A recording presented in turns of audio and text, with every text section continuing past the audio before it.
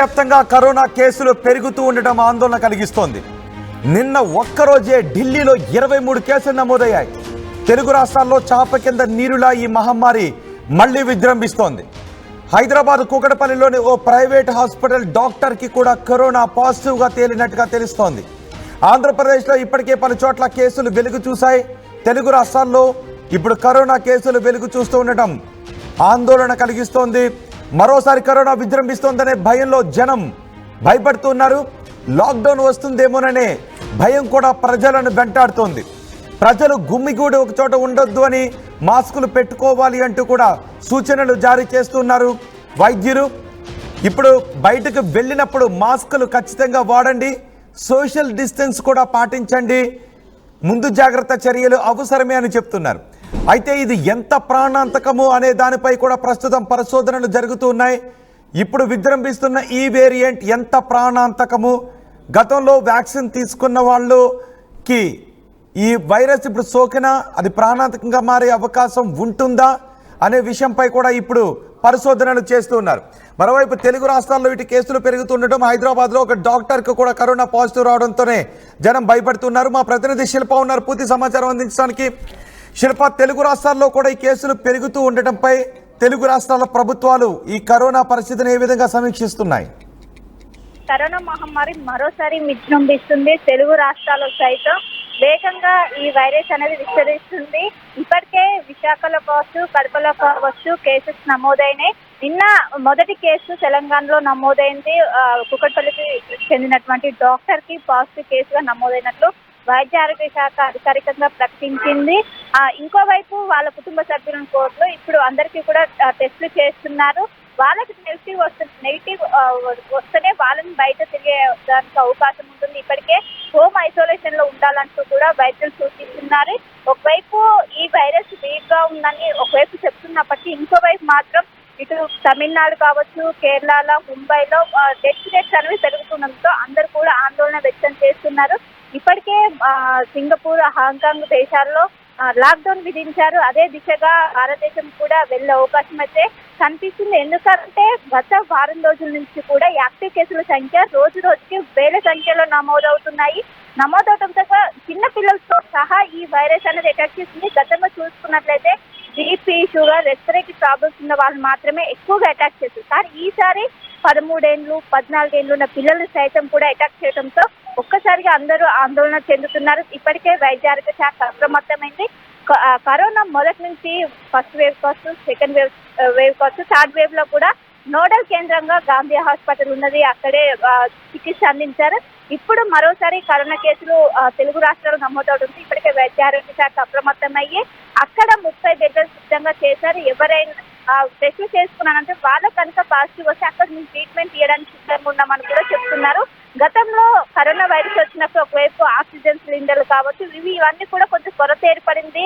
ఇవన్నీ ఈసారి ఒకవేళ కరోనా వేవ్ కనుక వస్తే వీటిని సిద్ధంగా అలాంటి రిపీట్ చేయకుండా ముందస్తుగానే వీళ్ళు మొత్తం అన్ని సిద్ధం చేసిన పరిస్థితి కనిపిస్తుంది. ఇప్పటికే అక్కడ ఆంధ్రప్రదేశ్ లో చూసుకున్నట్లయితే వైద్య ఆరోగ్య శాఖ అధికారికంగా ప్రకటిస్తే అందరూ ఖచ్చితంగా మాస్కులు పెట్టుకోవాలి, శానిటైజర్, గ్యాదరింగ్స్ ఏవైతే ఉంటే వాటిని ఖచ్చితంగా అవాయిడ్ చేయాలంటూ కూడా ఒక సూచనలు జారీ చేసింది. ఇంకోవైపు తెలంగాణలో కూడా ఇదే పరిస్థితి కనిపిస్తుంది. ముఖ్యంగా గ్యాదరింగ్స్ కావచ్చు, ఫంక్షన్స్ కావచ్చు, వీటినన్నింటిని అవాయిడ్ చేస్తూ ఖచ్చితంగా సోషల్ డిస్టెన్స్ అనేది పాటించాలి, సామాజిక దూరం పాటించాలంటూ కూడా చెప్పుకుంటూ వస్తున్నారు. ఖచ్చితంగా అందరూ మాస్క్ కావచ్చు, శానిటైజర్ గతంలో మన కోవిడ్ టైంలో ఏ విధంగా సెల్ఫ్ కేర్ తీసుకున్నా ఇప్పుడు కూడా అదే విధంగా తీసుకోవాలి. మొదట్లోనే కేర్ తీసుకుంటే సమర్థవంతంగా ఎదుర్కోవడానికి అవకాశం ఉంటుందంటూ కూడా ఒకవైపు వైద్యులు చెప్తున్నారు. మొత్తం మీద ఎక్కడికక్కడ ఇటు గవర్నమెంట్ హాస్పిటల్ ఎక్కడికక్కడ బెడ్లను కూడా సిద్ధం చేస్తున్నారు. కానీ ప్రజలు మాత్రం భయాందోళన చెందాల్సిన అవసరం లేదని చెప్తున్నారు. కానీ ఇంకోవైపు డెత్ రేట్స్ పెరగడంతో కొంచెం ఆందోళన అయితే కనిపిస్తున్న పరిస్థితి కనిపిస్తుంది. ఒకవేళ ఇదే విధంగా కంటిన్యూ అయ్యి రోజు యాక్టివ్ కేసుల సంఖ్య పెరుగుతుంటే ఖచ్చితంగా గతంలో ఏదైతే మాస్క్ కావచ్చు తప్పనిసరి చేశారు, ఇక్కడ కూడా తప్పనిసరి చేసే పరిస్థితి అయితే ప్రస్తుతం స్పష్టంగా కనిపిస్తుంది. ఇంకోవైపు టీకాకు సంబంధించి ఇప్పటికే బూస్టర్ డోస్ కావచ్చు, కోవిషీల్డ్ కావచ్చు, కోవాక్సిన్ కావచ్చు, ఇవన్నీ కూడా ప్రస్తుతం అందుబాటులో ప్రతి ఆరోగ్య సెంటర్ ఏదైతే ఉంటుందో ప్రతి ఏరియాలో ప్రతి చోట కూడా ఇప్పుడు ప్రస్తుతం అవైలబుల్ గా ఉన్నట్టు కూడా తెలుస్తుంది. గతంలో కోవిడ్ తప్పించుకోవడానికి ఈ టీకాను అందుబాటులోకి తీసుకొని ప్రస్తుతం అది అందుబాటులోకి ఉంది. బూస్టర్ డోస్ కూడా గతంలో వేసుకున్న వాళ్ళు ఇప్పుడు వేసుకుంటే కొంచెం దీని నుంచి రిలీఫ్ ఉంటుందంటూ కూడా వైద్యులు సూచిస్తున్న పరిస్థితి ఓవరాల్ గా కనిపిస్తుంది. ఇప్పటికే వైద్య ఆరోగ్య శాఖ అప్రమత్తమైంది. ప్రతి జిల్లా అధికారులకు ఒక ఆదేశాలు జారీ చేసింది. శిల్ప, తెలుగు రాష్ట్రాల ప్రభుత్వాలు కొన్ని గైడ్ లైన్స్ కూడా రిలీజ్ చేసినట్టున్నాయి. రైట్, ఖచ్చితంగా ఏదైతే కేసులు నమోదు కావడంతో అధికారికంగా కొన్ని గైడ్ లైన్స్ రిలీజ్ చేసింది. ప్రధానంగా మాస్కులు తప్పనిసరిగా పాటించాలి, గ్యాదరింగ్స్ ని అవాయిడ్ చేయాలి, శానిటైజర్ గతంలో ఏ విధంగా సెల్ఫ్ కేర్ తీసుకున్నా ఆ సెల్ఫ్ కేర్ ఖచ్చితంగా తీసుకోవాలి. ఇంకోవైపు ఏజ్ పైబడిన వాళ్ళు అసలు బయటికి వెళ్ళకూడదంటూ కూడా సూచనలు జారీ చేసి ముందస్తుగానే మనం చర్యలు తీసుకుంటే సమర్థవంతంగా ఎదుర్కోవడానికి అవకాశం ఉంటుందంటూ కూడా ఒకవైపు చెప్తున్న పరిస్థితి కనిపిస్తుంది. ఇప్పటికే ఇటు నగరంలో గాంధీ హాస్పిటల్ 30 బెడ్లు సిద్ధం చేశారు. అదేవిధంగా జిల్లాలో కూడా ప్రతి గవర్నమెంట్ హాస్పిటల్లో బెడ్లను సిద్ధం చేసేందుకు వైద్య ఆరోగ్య శాఖ అఫీషియల్ గా కూడా రిలీజ్ చేసింది. ప్రతి చోట కూడా కరోనా సంబంధించినటువంటి ట్రీట్మెంట్ ఇవ్వడానికి సిద్ధంగా ఉండాలంటూ కూడా సూచిస్తున్నారు. ఎక్కడికక్కడ శానిటైజర్స్ కావచ్చు, ఇవన్నీ కూడా అవైలబుల్ గా ఉండాలి. మాస్కులు వీటినన్నింటినీ కూడా ఎక్కడికక్కడ అందుబాటులో ఉంచాలంటూ కూడా ఒకవైపు డిహెచ్ అలర్ట్ చేసిన పరిస్థితి కనిపిస్తుంది. ఇంకోవైపు ప్రతి ఒక్కరికి కూడా ఖచ్చితంగా సామాజిక దూరం పాటించాలి, సోషల్ డిస్టెన్స్ దీన్ని చాలా నెగ్లెక్ట్ చేయొద్దు. మొదట్లోనే నెగ్లెక్ట్ చేస్తే అది ఎక్కువగా వ్యాప్తి అనేది ఉంటుంది. సో మొదట్లోనే కట్టడి చేయాలంటే, ఎందుకంటే రానున్నది రెయినీ సీజన్ కాబట్టి ఎక్కువగా వ్యాప్తి చెందే అవకాశం ఉన్నది. మొదట్లోనే అరికట్టాలంటూ ఇప్పటికే కీలక సూచనలు అయితే జారీ చేశారు. సో మొత్తం మీద ప్రజల్లో కావచ్చు అవేర్నెస్ పెరుగుతున్న పరిస్థితి కనిపిస్తుంది. సో ఖచ్చితంగా అందరూ సోషల్ డిస్టెన్స్ కావచ్చు, మాస్కులు ధరించాలంటూ వైద్య ఆరోగ్య శాఖ ఇప్పటికే అధికారికంగా ప్రకటన అయితే చేసింది. రైట్ శిల్ప, కరోనా కేసులు పెరుగుతూ ఉన్నాయి. ఢిల్లీలో ఒక్క రోజులోనే 23 కరోనా కేసులు నమోదయ్యాయి. ఇటు తెలుగు రాష్ట్రాల్లో కూడా కరోనా కేసులు నమోదవుతున్నాయి. ఆంధ్రప్రదేశ్, తెలంగాణలో కరోనా కేసులు పెరుగుతూ ఉండటంతో ప్రజలు ఆందోళన వ్యక్తం చేస్తున్నారు, భయానికి గురవుతున్నారు. ఈ నేపథ్యంలో ప్రభుత్వం కొన్ని గైడ్ లైన్స్ కూడా రిలీజ్ చేసింది. ఆ గైడ్ లైన్స్ ఏంటో కూడా ఇప్పుడు నేను మీకు చెప్పబోతున్నాను. గతంలో మీరు పాటించినవే, కరోనా విజృంభిస్తున్న సమయంలో మీరు ఏవైతే పాటించారో ఇప్పుడు అవే గైడ్ లైన్స్ని పాటించండి అంటూ ప్రభుత్వం ఆదేశాలు జారీ చేసింది. Director of public health and family welfare department నుంచి ఈ ఆదేశాలు గైడ్ లైన్స్ వచ్చాయి. ఆ గైడ్ లైన్స్ ఏంటి అంటే మాస్ గ్యాదరింగ్స్ని ఆపేయండి అని అంటున్నారు. మాస్ గ్యాదరింగ్స్ కావద్దు, like prayer meetings, social gatherings, parties, functions ఇలాంటివి దాదాపు అవాయిడ్ చేయండి అని అంటున్నారు, ఆపండి అని అడుగుతున్నారు. అలాగే రైల్వే స్టేషన్స్లోను, బస్ స్టేషన్స్, ఎయిర్పోర్ట్లో, ఈ పబ్లిక్ ట్రాన్స్పోర్ట్ కేంద్రాల దగ్గర కోవిడ్ అప్రోప్రియేట్ బిహేవియర్ని ఫాలో చేయండి అని సూచిస్తూ ఉన్నారు. 60 సంవత్సరాలు దాటిన వాళ్ళు, గర్భిణీలు, మహిళలు కొంచెం జాగ్రత్తగా ఉండండి అనే సూచనలు చేస్తున్నారు. 60 సంవత్సరాలు దాటిన వాళ్ళు, గర్భిణీ స్త్రీలు ఇంటి దగ్గర ఉండటం, సాధ్యమైనంత వరకు అత్యవసర పరిస్థితుల్లో తప్ప ఇంటి దగ్గరే ఉండండి అని చెప్తున్నారు. అంతేకాదు రెగ్యులర్గా క్రమం తప్పకుండా మీ చేతులను వాష్ చేసుకోండి. తుమ్మేటప్పుడు, దగ్గేటప్పుడు మీ ముక్కు, నోటిని కవర్ చేసుకోండి అని చెప్తున్నారు. Practice good hygiene. అంతేకాదు మాస్క్స్ ధరించండి. హై రిస్క్ ఉన్న ఏరియాలలో ఖచ్చితంగా మాస్క్ ధరించండి అని చెప్తున్నారు. ఒకవేళ మీరు ఏదైనా క్రౌడ్ ఉన్న ఏరియాలోకి వెళ్ళినా, బయటకి ఎక్కడికైనా షాపింగ్ కాంప్లెక్స్కో, షాపింగ్ మాల్స్కో వెళితే ఖచ్చితంగా మాస్కులను ధరించండి అని కూడా సూచిస్తున్నారు. ఒకవేళ మీకు ఏదైనా అనుమానం ఉన్నట్లయితే, కరోనా సోకిందేమో అనే అనుమానం ఉన్నట్లయితే, ఆ సిమ్టమ్స్, లక్షణాలు ఎలా ఉంటాయో మీకు ఆల్రెడీ తెలుసు.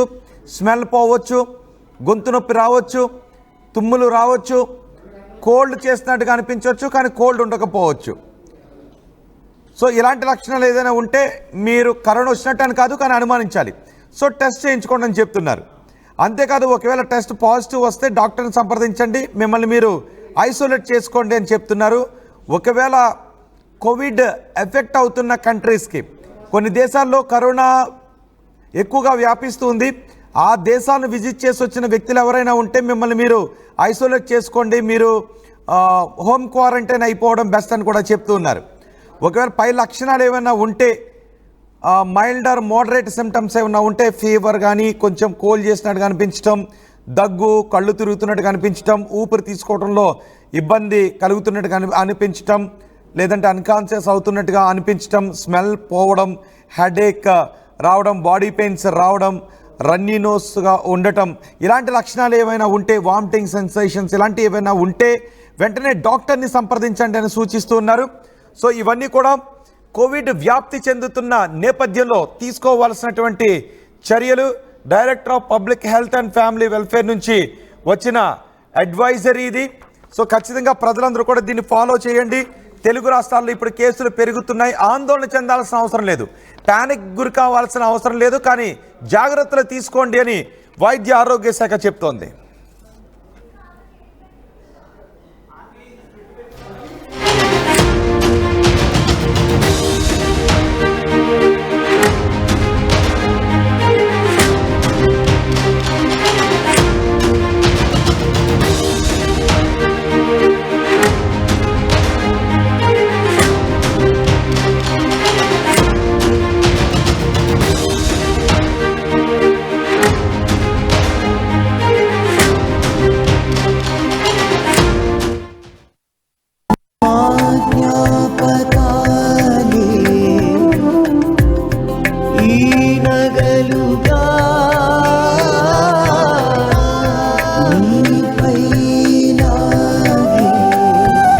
అమ్మాయి గౌరవాన్ని అమ్మలా కాపాడుతుంది.